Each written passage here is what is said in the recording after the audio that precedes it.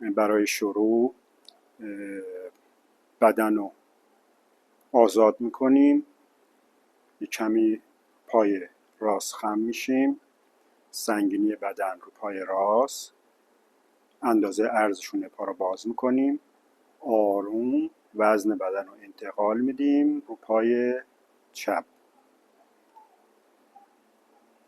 بعد در استقرار گوینبو زمانی که حرکت میکنید، پایی که خمیده هست دیگه پا صاف نمیشه، پای چپ میاد بغل پای راست، بدن تو زاویه 45 درجه است. بعد بدن میچرخه زاویه رو به رو، پای چپ میاد رو پاشنه، بیشتر وزن بدن رو پای عقبه.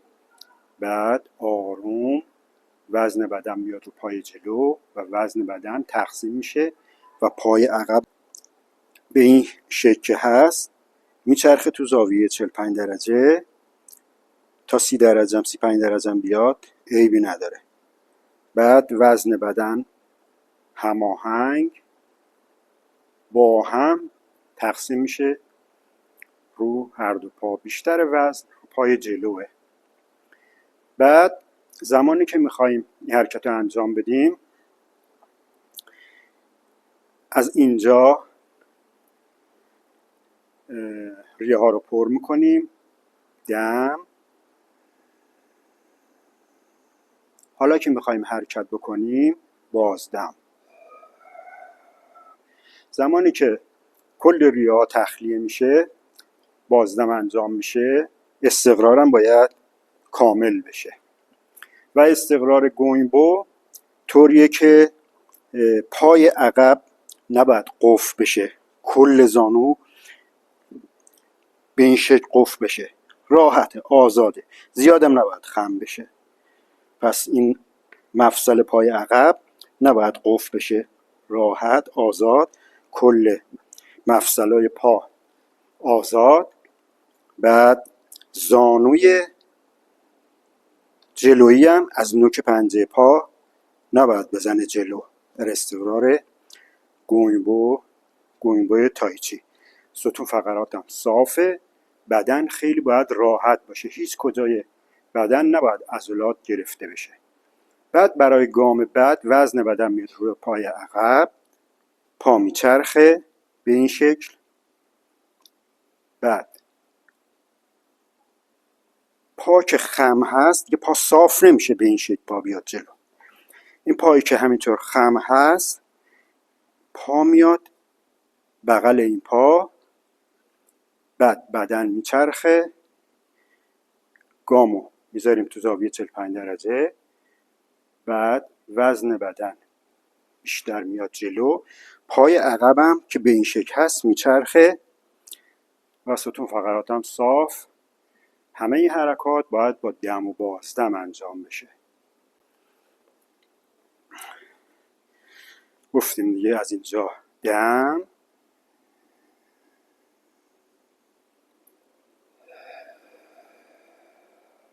بازدم، دم،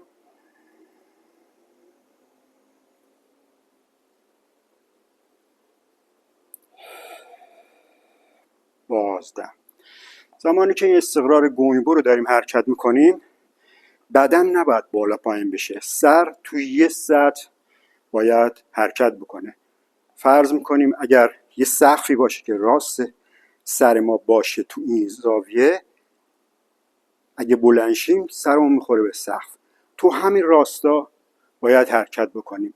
بیشتر حرکات تایچی یا تو این گاما همینطور باید سر توی راستا حرکت بکنه، یعنی به این شکل نباشه. یا تو استقرار گوینبو که میخوایم حرکت بکنیم، حالا نشستیم گوینبو، بدن صاف نشه، باز بشینی بری، به این شکل نباشه. بیاد این حرکت رو انجام بده، بدن صاف بشه، یعنی این پا کاملا صاف بشه. بعد دوباره بشینیم این حرکت رو انجام بدیم، باز پا صاف بشه. این حرکت اشتباهه. زمانی که نشستیم استقرار گوینبو، پا هم که برمیگرده، این خمی پا تا زاویه 45 درجه باید بیاد پایین.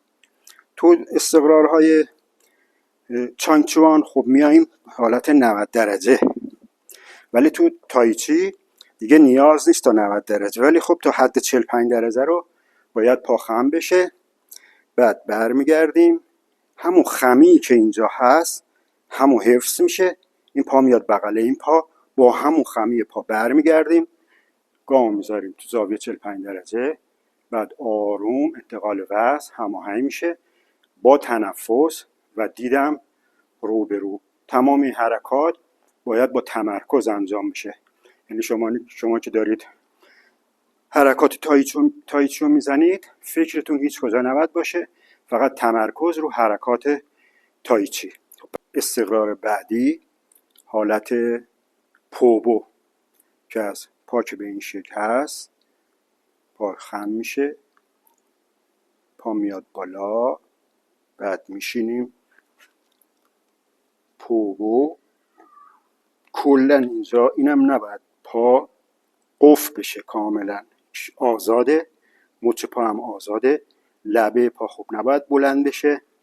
بعد ستون فقرات صاف، دیدم رو به رو، بدن ریلکس، پاشنه پای عقبی هم نباید بلند بشه.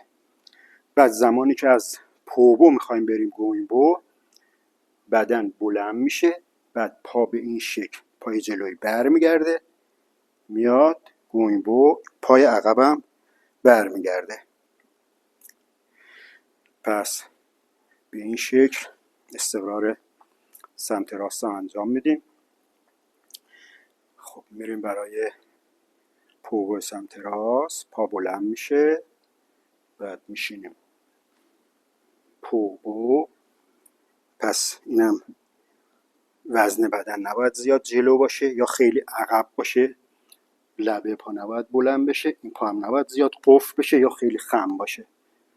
باید یه شکل راحت و ریلکس بدن باشه. بعد که میخوایم بلند شیم، زمانی که میخوایم بشینیم گوینبو، پا به این شکل میشینه گوینبو، پا عقب میچرخه، میشینیم گوینبو. حرکت بعد حرکت دولیبو یا تیشی.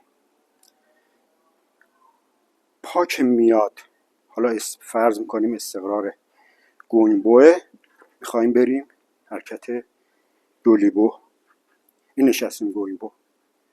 پا که برمیگرده همین حالت خم 45 درجه رو داره، پا میاد بغل این پا، ستون فقرات هم صاف، بعد بلند میشی، میشینه تیچی. زانو هم از کمر باید بیاد بالاتر و پنجه پا هم شل نباید صفر بگیری، خیلی آزاد و شل و ستون فقرات هم صاف. تمرکز میگی، دید میره رو به رو. فرض میکنم الان نشستیم گوینبو راست، میخوایم بریم برای حرکت تیچی یا دولیبو. پا هم حالت خمی 45 درجه رو داره، میاد بغل این پا، ستون فقرات صاف. پا رو دیگه برای اوایل میتونید پا رو که میاد بغل زمین بذارید تا یاد بگیرید تعادل بگیرید، ولی خب دیگه بخواید حرفه‌ای کار کنید دیگه این پا نباید زمین بخوره. پا با همون خمی که هست پا جمع میشه، بعد میاد بالا. این پا هم کاملا صاف نمیشه هیچ موقع، همون یک کمی حالت خمی آزاد داره. پا میاد حالت دولیبو یا تیچی، ستون فقرات هم صاف، بدن آزاد ریلکس، شونه هم افتاده، خیلی راحت حرکت رو میگیریم دولیبو. بعد برای